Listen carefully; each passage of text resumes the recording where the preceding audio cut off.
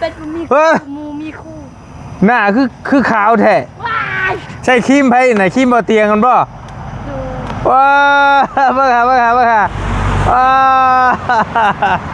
เฮ้ยขาวแท้ๆอันนั้นก้มหน้าลงนิดนึงปกติบ่ปกติโอ้งามเลยนี่ฮะใช่ตัวใดแน่ลูกใช่ตัวใดแน่เฮ้ยดึงขากระตุกใจทดลองให้เบิ่งสดๆเด้อพี่น้องเด้อนี่คือหน้าน้องไวหน้าเพิ่นน่ะได้พักยังมาขายสบายดีพักยังไงนี่พักตำลึงพักตำลึงจับแห่นี่งามๆเลยถอยให้ขอโทษคุยกับเราก็ขอคาดก่อนวันใช่นะจักพันบุคายเอาให้ระบาวสิว้าวไปเก็บตั้งแต่เช้านี่บอกเลยว่าพักกันนี่เป็นยาระบายชั้นดีเลยบอลี่เคยกินอันเจ้าคือไห่คอยเจ้าจะเอาตัวได้ไห่คอยมันมีจักอันน่ะนี่เอามาให้หมดเลยว้าวไปกระแท้เลยว้าวเลยสาวเพชรเจ้ากะ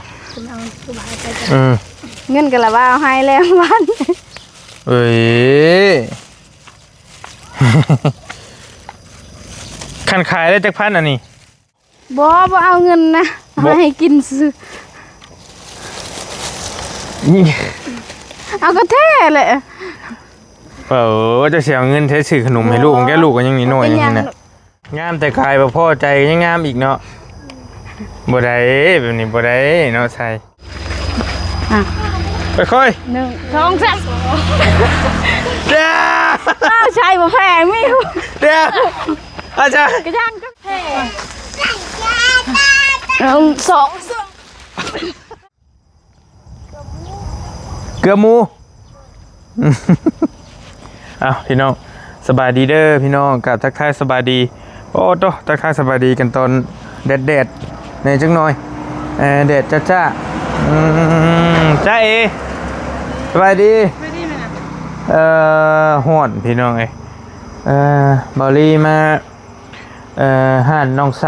พี่น้องยังอยู่บ่เข่ามาซื้อเข่าซอยก่อนเนาะมาซื้อข้าวซอยน้องสาวหล่าก่อนเป็นเห็ดยังไรนะเป็นก่อนก็โอจะมีหมูบ่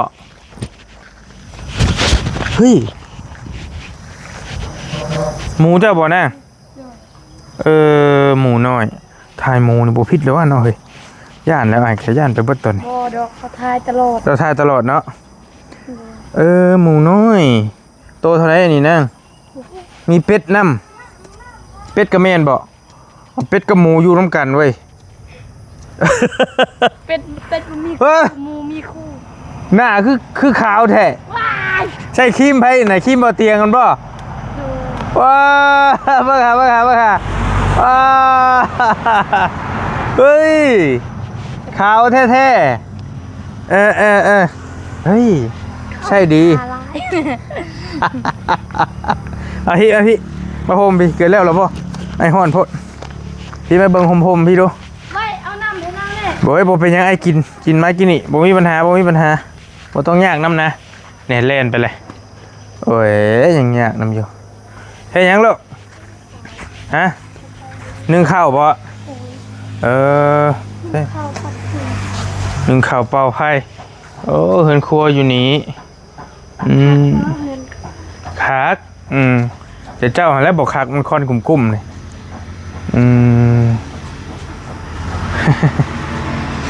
โอ้ยยังเอามาให้อยู่โอ้งามขึ้นเลยเว้ยเฮ้ยบ่งามเอาว่าอีลีงามอีลีเนาะจะเห็ดนั่นไปเอาน้ำไปก่อนขอบใจเอาน้ำเย็นมาให้หันหน้าก้มหน้าลงนิดนึงปกติปกติโอ้งามเลยนี่ฮะใช่ตัวใดแน่ลูกใช่ตัวใดแน่แต่มาเบิ่งโอ้ยโฆษณามาเบิ่งนี่สิโฆษณาให้บ่เตียงเลยนี่ว่ามันต้องมีกับมันได้ล่ะเจ้าทิมแล้วบ่กับมันเอ้าอันนี้กันแดดอันนี้บำรุงหน้าบำรุงผิว ผู้ใดอยากขาวทากันแนดเด้อ ไอ้ทาได้บ่ ได้ อีหลานี่คือบ่ทาอันนี้หน้าสดขอโทษอันนี้หน้าสดอันนี้หน้าแตง เอ้ยบ่เตียมาฝากเมื่อวานนี่ได้ครีมอันสมเพิ่นนะครีมแม่สมเพิ่นนะใช่ดีบ่ล่ะบ่ได้มีถึกๆเด้อันนี้ตัวนี้คือว่าเท่าไหร่วะตัวนี้เติบหนึงอยู่ตัวกันแดดนี่ก็แพงๆเด้เศษปลาย2แสนบ่ บอด เท่าไหร่เรามีราคาอยู่ โอลินประมาณ109โอ้ย119บ่หรือว่า บ่แม่นได้บ่มี9อันนี้ ตัวนี้แพงตัวนี้ก็ว่า199บ่ตัวนี้ แม่นตัวนี้ ตัวนี้แพง ตัวนี้คือกัน ขาวแบบว่าเอาไอ้ลีแบบว่าตกใจเลยได้พี่น้องเอ้ย บ่ เน่ผลมีครีมลุงมีต้องท่านะ วิหากระทาทรงหากระทามือ คนก็ท่ายั่งนะเป็น จะบ่ได้ทาหยังตี อัน เนาะ นี้งามแบบธรรมชาติอันนี้งามแบบแต่งหน่อยนึง แต่งแต่หน้ายังบ่ได้ แค่นั้นแหละก็งามอยู่ เขาไม่ได้ท่ายั่งเด้มื้อนี้นะ ปกติเจ้ากระทาครีมคู่มือข่อยขี้คร้าน น้ำได้ครีมไม่ท่าแต่น้ำซับหนาว ทาแต่นมสด ฮะ น้ำซับ อ๋อน้ำสด คือมันนมสด ท่าน้ำซับ พี่น้องไงเจ้าคือว่าอันสาวนั่นเราไปหาอันบอกไอ้คุยกับเราวานนี่ โดย เราได้อยู่บนหน่อไม้เรา บ่จักอำลาคือสิได้บ่ได้ เอาลูก บ่มีไผเอาลูกเพิ่นอันน่ะไปเก็บแต่ผักกูดยันเพิ่นพาลูกไปนำที่ไปเก็บผักกูดน่ะ พักกด ไปบอกเราด้วยหันละไผก็ได้ไปห้องเรา ไป ไป ไปห้องสาวเพชรเพชรเอ้ยไอ้บาร์เจ้าเมื่อยอ่ะ เอามาไหม กระฟูน ไอ้จะซื้อซอย ไอ้บาร์เจ้าเมื่อย เอ็ดบาราจอน ปลากุ้ง เอามาขอจะซื้อน้ำชงไม่ใช่ฮะ ซื้อ โอ้ มันสูงดูแต่มันแบบ จนลงเลย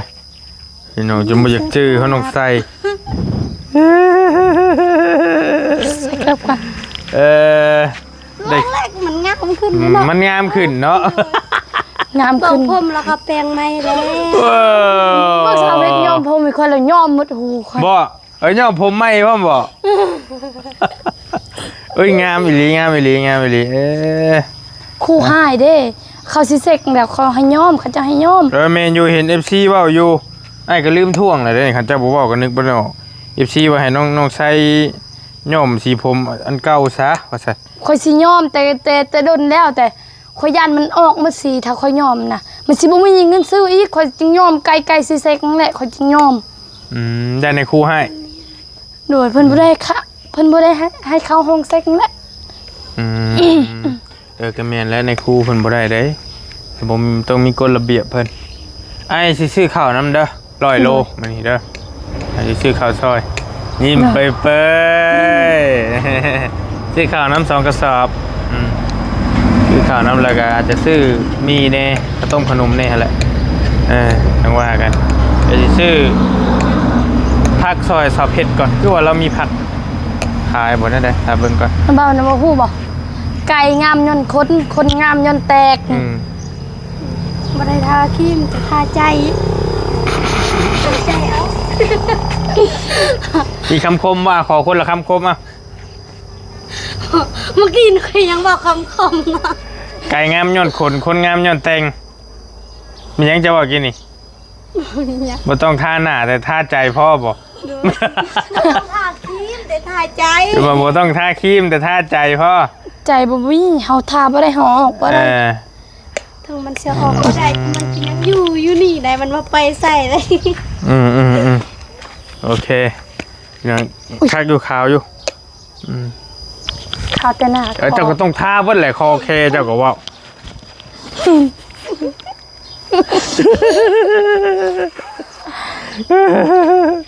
ต้องท่าเบิ่นเลยคอก็ต้องท่านํกันได้ยังกินแรงบ่มีอาหาร ไอ้ซื้อข้าวเปียกมาฝากอยู่ แต่เช้าหากินข้าวเทื่อนึง ฮะ แมวเมื่ออาหารแต่ดอกไม่เดียว อืม ไปกินน้อยนึงลดหุ่นตรงนี้มันอ้วน เจ้าน่ะคอยเจ็บกระเพาะจนสิตายแล้วบ่มีอาหารกิน ค่อยแค่มันกินหน่อยนั้นก็อิ่มแล้วค่อย เจ็บกระเพาะจนสิตายเลย บ่ได้ตาย โอ้ปันนั่นเจ้าก็ได้ เอาไว้ครีมน้องม่วงสบู่น้องม่วงครีมน้องม่วงโลชั่นน้องม่วงบ่อีหยังหลายอย่างอยู่คือบอลี่คุยกับบอเตียงมือก่อนๆหั่นสครับผิวน้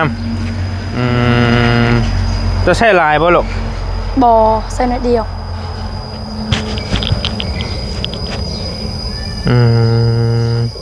ใส่น้อยเดียวมันก็แบบ มันขาวแล้ว มันขาวแล้วอันนี้เนาะบ่ต้องใส่ลาย ทดลองให้เบิ่งเลยหน้าครั้งหนึงโอ้ยเป็นหนูทดลองให้แม่หนู หนูกันหนูซะหนูตอนกลางคืนน่ะค่อยเห็นหนูอยู่หั่นบ่ให้บอกไว้จับบอกไว้เฮ้ยเดี๋ยวพากันตกใจ ทดลองให้เบิ่งสดๆเด้อพี่น้องเด้อนี่คือหน้าน้องไว หน้าเพิ่น หน้าเดี๋ยวค่อยๆเดี๋ยวถ้าน้ำติดน้ำมืออยู่มือบายขี้หมูมากินยังบ่ทันล้างอยู่ เคยล่ะ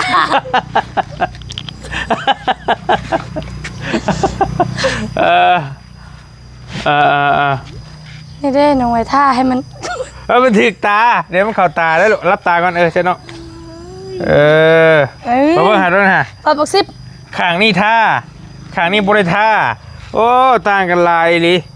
แต่เฮาเบิ่งน้ำกล้องก็สิแบบนึงอยู่พี่น้องถ้าไปทางใดเขาสิเว้าหน้าขาวเบิ่งนึงด้วยค่อย เอาถ่ายเบิ่ง บ่เป็นหยังจักแม่ก็สิอาบน้ำแล้ว พอแล้วเอาไว้ท่ากันเราบ่ท่ากันทดลองเลยแต่ว่าข่าวอีหลีพี่น้องต่างกันเลยวันนี้เคยคือสิบ่ได้ใส่แล้ว ถูกมาเลย เอาค่อยๆลูกค่อย ไปเก็บผักกูดน้ำลูกลาวติผักกูดบ่หรือผัก มามาลูกมา ผักตำลึง โอ้ยกระบะได้พักยังมาขายสบายดีพักยังไงนี่พักตำลึงพักตำลึงจับแห่นี่งามๆเลยถอยให้ขอโทษคุยกับเราก่อนขอคาดก่อนวันใช่นะจักพัน บุคายเอาให้ระบาวสิ ว้าว ไปเก็บตั้งแต่เช้านี่เงินนั่นเลยเธอดูฉันแปลกๆตรงไหนไหมไม่รู้ จะเอาให้ไม่รู้มาไทยกับมาบ้านพักตำลึงบอกเลยว่าพักอันนี้เป็นยาระบายชั้นดีเลยบอลี่เคยกิน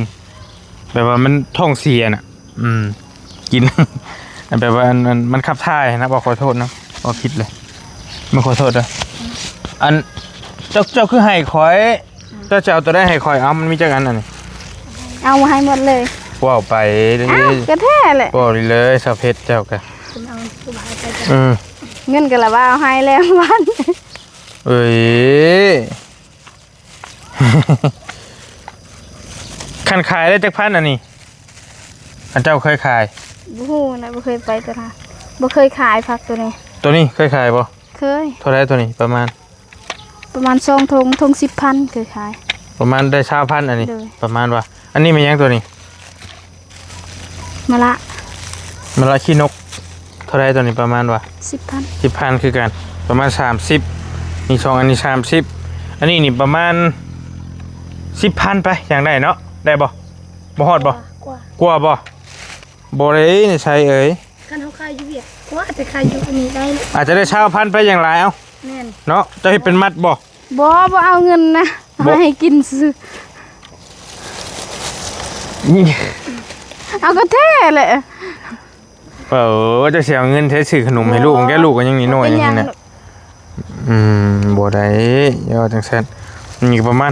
50-60แหละประมาณ100นึงนะพี่น้องประมาณ100 บาทไปอย่างได้ก็เอาคันสิฮอดก็เราเอามาให้บอลี่ซื่อๆค่ะบ่ได้ติงามแต่กายบ่พอใจยังงามอีกเนาะบ่ได้แบบนี้บ่ได้เนาะใช่คือใจดีแท้ก็บักหำก็จะเอาเงินได้ซื้อขนมบัดนี้ ถึงเลย มันสิให้นะเบาหมดทางกระยังได้ละบ่ เอาไก่ลีเรางามเลยเราผูงามได้นี่ทาครีมน้ำเจ้าให้งามให้เราทานี่ด้วย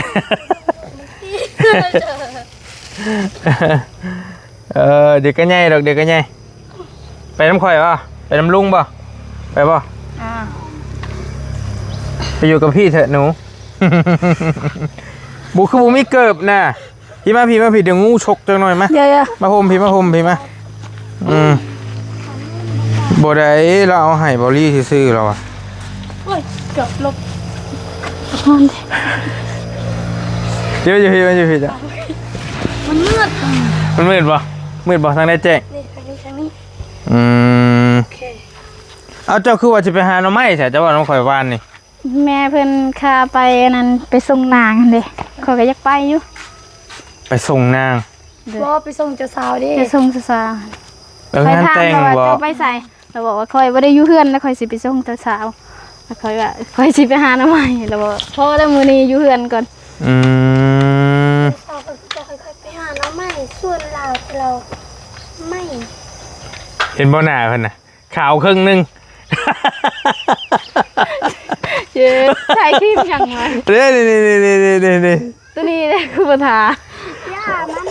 ป็นไร ขาวดีได้แต่ว่ามันขาวแต่มองท่านะมองบ่ท่ากับบ่ขาว ออกมันก็คือเก้าค่ะแต่มันก็ใส่ดีนี่เนาะ ดีได้ดี รีวิว รีวิว ให้เพิ่นเบิ่งไหมฉันยังไม่เป็น ฉันรีวิวไม่เป็นไทยกับมาเดี๋ยวได้บ้านอย่ามาพี่ก่อนนะมาพี่ก่อนได้แล้วปะโอ้ยทำไปมาพี่สาเพชรมาเอามาทำการมาเบิ้ลหันแล้วมาเบิ้ลหัน ไว้ เอาไว้ลูกเบิ้งหัวเข่าจะน้ำนี่เด้อ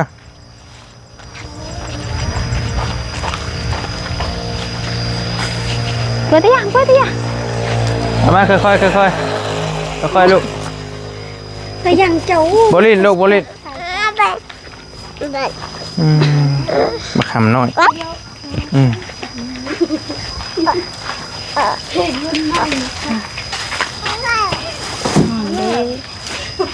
โอ้ยดินรถพราเอาพรา นี่ก็ นั่งดันแม่ พอซื้อข้าวเปียกมา2 ถุงปันกัน แม่มาให้นะบ้า อันได้ด้วยก็ได้ผู้ได้แล้วเอาให้อันนี้ก็ได้ถุงหนึ่งแต่ว่ามี2 ถุงแต่ว่าฉันว่า4เด้อ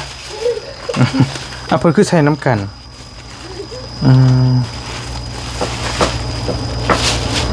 ว่าเบ่งฮะเอาเราใส่น้ำกันเลยบ่จะแบ่งขอให้เจ้าถุงหนึ่งเด้อมากินกับลูกเจ้าเด้อนี่ให้น้องชายมากินน้ำกันขอบใจแล้วซื้อข้าวน้ำ2 สอบล่ะซื้อข้าวน้ำ2 สอบมาให้จับกันได้ไหมประเด็นว่าเอานั่นมาเนี่ยนั่งไว้เอาน้ำเย็นมาให้เรากินเนี่ยให้สาเพชรเนี่ยน้ำยังเรามากินทามเล่าเลยเคยเอิ้นเลยเด้กินรถแน่ เจ้าเล่บอกกินที่นั่งเจ้าก็เอามากินแล้วเอามารถไอเลี้ยงมาให้มันครบกูคนมาเอารถ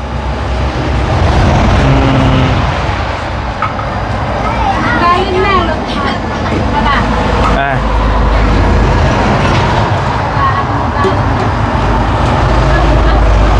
จะบอกว่าเขาเปียกคุณ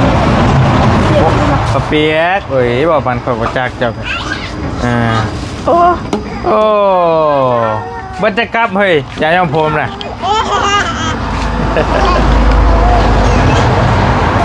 มาสาวดาวน้ำเนน้องชายน้ำเนกิน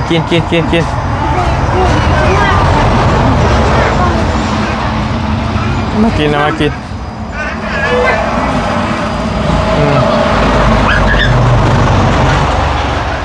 กินบ่หิวบ่จังหวะ โอ้ห่อนแท้เลยมาเฮาเริ่มปฏิบัติการพระชิหามเขาได้บ่ อ้เก่งไปนั่นบ่ เอาสองคนไป หามก็ไผค่อยๆได้คันบ่ได้นะบ่าวสิหาม ได้เอาอยู่ท้องคน เอาตัวใดก็ได้แล้วแต่มาแล้ว2 สอบฮะโอ้ย เอาผมคอยกับน้ำเรา พี่ค่อยค่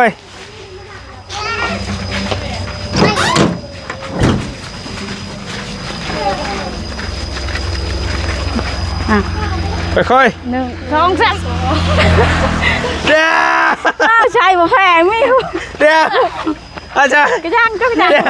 เอายับก่อนหรอวะเอา1 2 3เมื่อกี้นี่หัวดิ เอาบัวเดี๋ยวบอกพี่ อ้าวไว้บ่แพง1 2 เดี๋ยวอยู่ไกลพูด ชูเขาเฮ้ยโอ้เดี๋ยวเอามีน้ำมี2 แก๊ส มาแล้ว เธอโบชื่อกเอาว่าเป็นเบิ้งมันได้จักถุงห่ะเดี๋ยวมาเบิ้งเดี๋ยวเจ้าแบ่งใช้ถุงให้ค่อยแน่ค่อยจะไปแบ่ง2 เจ้าสมมุติมันได้คนละ10 ถุงก็ได้สินะบ่เป็นหยังได้เป็น2 ถุงแล้วก็ไข่น้ำเด้อสะดาวไข่2 แตะฮะลองคิดเบิ่งกินแล้วน้ำเย็นๆนี่ก็น้ำหายเย็นได้อย่ายิ้มเรื่อยเลยนะใจละลายได้นี่ ได้เทียงไรเลยอุ้งไร ผู้นี้งามครึ่งหนึ่ง ข้าวถึงนึง กิน ถุง ว่า สีเขียวนี่ก็ได้ในถุง อย่าเขินสิ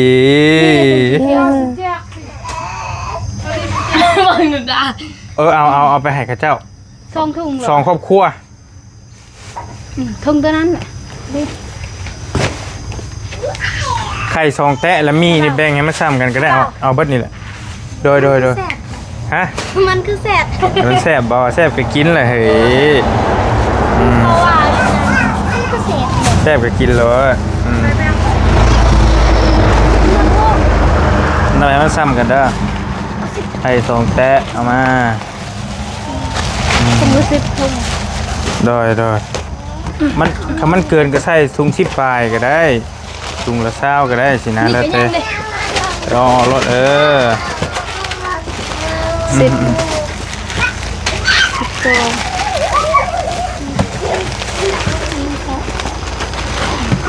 ถุง บรรยากาศตอนแรง 5 ทงบอกสิ ๆได้ค่อยๆลูกค่อยๆอย่าหยอกกันอย่าให้กันลูกอย่าให้กัน โอ้โหเขียน10แล้ว จะได้ตัวนี้ได้เท่าไหร่นะ 80 บ่จักถุง15กับ15โอเคถุงละ10 16กระยามันลื่นถุงเดียวนึงเอาแล้ว เอาอีก ใจเย็นลูกใจเย็น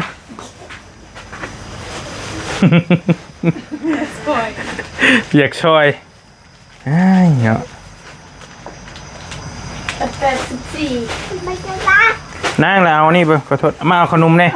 ให้เป็นแผนกขายนี่ขนมนี่ใช่ฮะนี่ หมดแล้ว เดี๋ยวยังอยู่เห็นอ่ะ เล่นใน2 ถุง ยังกระยะขนมไข่ขนมยังเอาไปรถเอาไปใช้น้ำกันก็มีก็ได้ฮะ เอา2 เอาเบิดเอาเบิดนะเบิดทั้งไข่ทั้งแคลนะโดย นี่มันขึ้นเสื้อได้เลย มันเสียเบิดอายุแล้วบ่เอาเบิดอายุไวแท้เนาะ มาปะตู้เย็น เมนต้องไว้ตู้เย็นต้องไว้ตู้เย็นโอ้ลุบแล้วแบบนี้เนาะขึ้นล่าเลยเอาใส่บนนี้ มีในบ้าน เอาใส่น้ำมีเอาเบิดแล้วก็ได้หันเอาใส่เบิดแล้วฮะ นี่6 นักก่อนนะพงมาลาย16 นี่ใส่ตอนนี้น้ำหน้านี่เป็นซบเท่าไรนี่เท่าไรนี่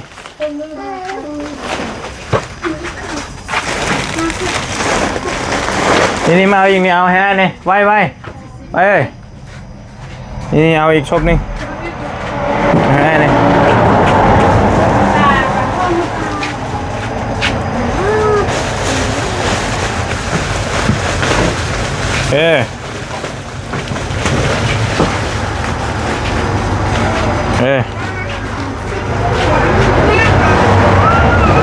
โอเคประมาณนั้นก่อนต้องไล่เบิ่งเงินให้โฟอยู่บ่บัด ไล่เงินมาก่อน เล่านี่ก็เสื้อบอก ป่ะ เคยมีเรื่องสิบอก เรื่องยัง เรื่องมันตายแล้วบอกโอ้ยคัดจังหวะเรื่องอันนั้นนี่แหละเมื่อวานนี้เอาเตียงความละฟ้าวจะเบาหูบอกแล้วลืมยัง เรื่องยัง ลืมจ่ายเงินค่าข้าว เท่าไร บอกเป็นยังถ้าเรามาก่อนแหละ เท่าไรเลย 600,000 รู้ใจเงินค่าเขา ไปเด้ เพิ่นว่าเอาเด้แต่ก็บ่เป็นยังถ้าเพิ่นมามื้อหน้าก่อนแหละ จะบริชงบอกเราบ่ บอก เดี๋ยวอาจิชงฮะ บอกอยู่แต่เพิ่นบ่ได้ตอบ เดี๋ยวอาจิชงบอกเป็นยัง แต่ว่าถามเด้อว่าลืมอีหยังบ่อันนี้ไปเฮือนน้องชายเพิ่นว่า เดี๋ยวอาจิใส่คลิปไปให้เราให้เราโอนให้ โอ้ยบ่เป็นยังน่ะนะเบา บ่ มื้อหน้าอีกก็ได้นะ เอ๊ะ นะเบามื้อหน้าก็ได้ บ่เป็นยัง ถ้าเรามาอีกก็ได้อยากอีหยังสำนีซื่ น้ อ องใส่คิดเงินให้ แซนนั่งกันเลย ๆมึงนับลองเบิ่ง ทำได้ก่อน อันนี้เท่าไหร่ก็เป็น18นี่เนาะ18นี่เฮารวมบัดนี้18 แล้วแต่ไล่รถใจเย็นๆไล่เบิ่ง ตัวนี้27 18 18คือกัน มีเห็นป่ะ ใส่กับ ทุงเท่าไร ของ5,000 ทุง5,000โอเคไล่ เอาไล่เลย หกอันกะอันน่ะ6อันกะ80แล้วก็ โทรศัพท์ 80แล้วก็90 แซนนึง 90แล้วอันนี้100,000 อันนั้นอันชบละ50บ่โอเค อั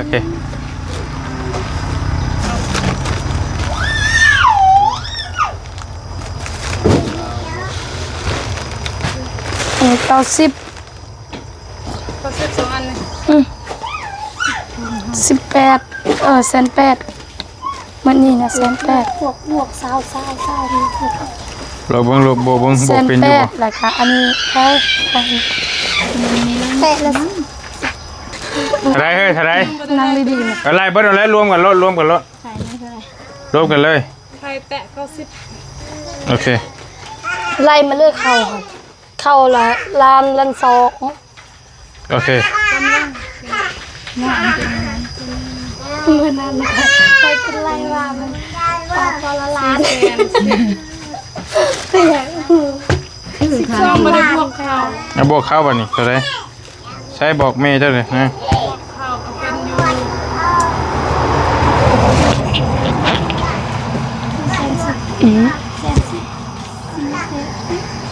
จุกขึ้นยากวนแม่ พันว่า10,000 ล้าน60,000 ล้าน600,000กับ10,000เนาะโอเคเข้า120,000 ล้านสาวแม่แสนสาว ล้านสาว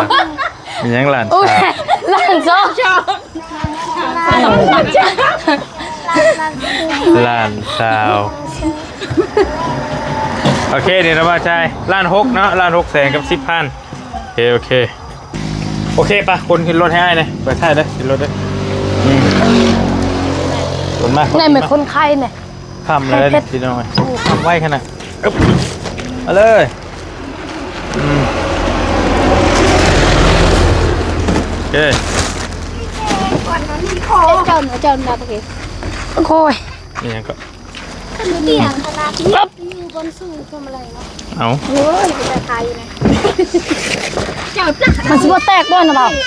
เบื่อคนไทยเด้เนาะไปหิมนี่ก็ได้นางหมองเจ้าเต็กนะ เอาไว้อยู่นั่นเอาไว้อยู่ใน บ่ได้แล้ว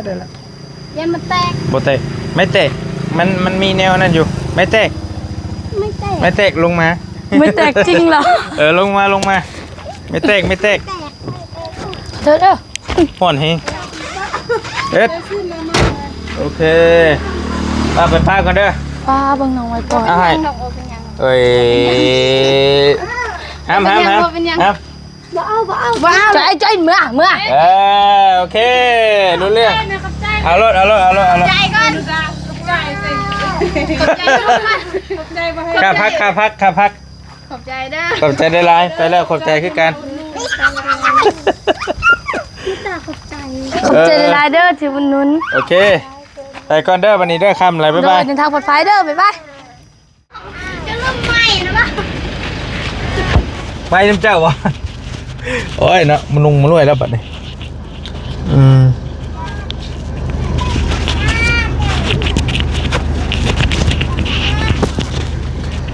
ไปอยู่ดีมีเฮงเนาะบริษัทช่องใช้เอาอันนี้มาให้กับบอดี้เคลื่อนไหวอยู่ในช่องพอน้องยูริชาแนลเนาะจนกว่าช่องใหญ่กับช่องสำรองสิกลับมาหรือไม่ก็อาจจะได้ตั้งอีกช่องหนึ่งบอกเรื่องว่าในใดแจ้งสิแจ้งพี่แจ้งน้องใหม่สบายดีร่ำรวยบ๊ายบาย